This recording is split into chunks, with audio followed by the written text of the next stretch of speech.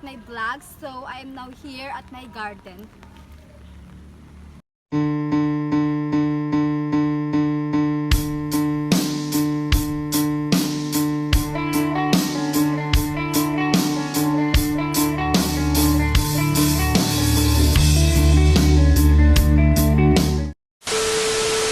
So guys, ito yung lupang pagtatayaman natin. Then, ito ginagwitan ko siya kasi dyan tayo mapupunla. So go girl, guhit lang. Then, ito yung mga seeds na ipupunla natin dyan. Yan, piyapunla ko na siya.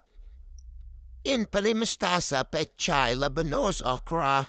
And this is the final product. Napunla na siya dyan. Then, sa bahay naman mapupunla tayo ng tomato. Sugar seeds, tomato.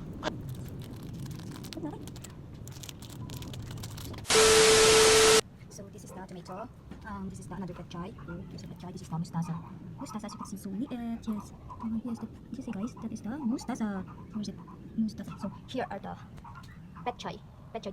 This and this is pechay. Then this is kamatis, and this one is kamatis also. And this one, I put here the eggplant, but it didn't symbol pa. And this one is, I don't know. This one is ampalaya, and this one is the eggplant. Eggplant, ampalaya, tomato, and the pechay. And this one is for the bell pepper, but nakatanim ko na siya kahapon. So that's all. So, one of my morning routine is magdadala tayo ng ating pinanila sa bahay. So, dilig lang. So, dito magilipat na tayo na ating mga pinanila kasi as you can see, nalalahan na natin mga kamatis din. Ito, tiyatanin ko na yung ating kamatis. Kita niyo naman, dalawang puno, that pala isang puno lang. Then this is the final product. A few moments later. So, hi guys! Tara na mag-harvest natin kanina. So, papakita ko muna sa inyo yung mga tanim natin. Okay? So, ito yung okra natin. As you can see, meron na siyang mga bulaklak. Kaplato. So, beautiful. Yan. Tatatong puno siya. So, big. Then, nagtanim ako ng mga bell pepper na mga tumubo. Pero ito, may napasamang kamatis. So, laki niya na. Ay, meron na din siyang daho. Ay, may bulaklak na din siya. So, beautiful. See, malalaki na yung ating mga bell pepper. So, marami lang siyang mga daho. Pero don't worry guys, linisin ko naman. So here, this section naman is puro mustasa. Then may napasamang daisy daw to sabi ng mama ko. So this is daisy, this is my mustasa na magulang na. So kinukuha na siya ng bulaklak. As you can see, ang tataba ng ating mga mustasa. Pero kinakain siya ng mga insect. Look at that. So this one naman is my ampalaya. As you can see naman dito, na meron din siya mga dahon. So ito siya, nakabago siya pataas. So isa lang siya kasi isa lang yung tumubo. Sa lahat yan ko siya mga 10 punla. Isa lang yung tumubo. So ito naman is the pechay and labanos. As you can see, dikit-dikit siya. Pero malalaman naman kung labanos. This one is labanos. Pechay. So and meron itong labanos na tumutubo na. As you can see yan. This is pechay. So I have one labanos na malaki. So as you can see, naumbok na siya. So pwede na siyang kunin kasi malaki na siya. Pwede na siyang pang sinigang. So let's do some sinigang. Let's cook some sinigang. Okay guys, tara na mag-harvest. Come on. So papakita ko sa inyo yung labanos. May sumo. So plan natin itong higit ito labanos. Yung pinakita ko sa inyo. Let's see.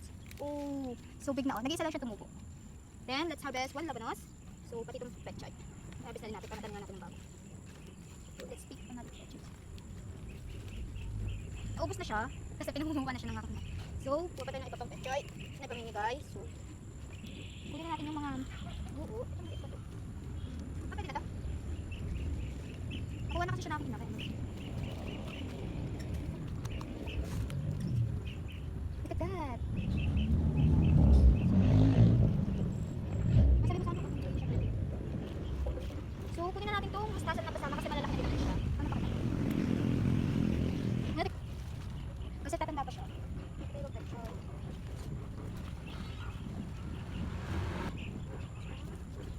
Look at that guys. Kaya.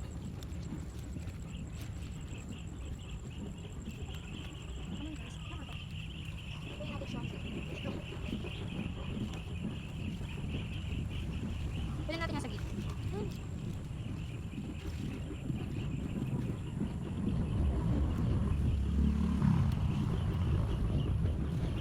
So guys, yun lang muna kunin natin sa pechay. Then let's move on sa mga mustasa kasi as you can see, matatanda na sila. Dito ba na siya ng magulang na.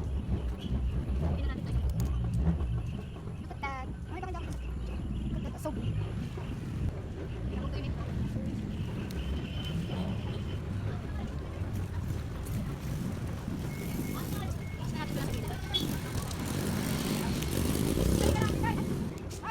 So that's all for my vlog. Like, share, and subscribe. Bye-bye!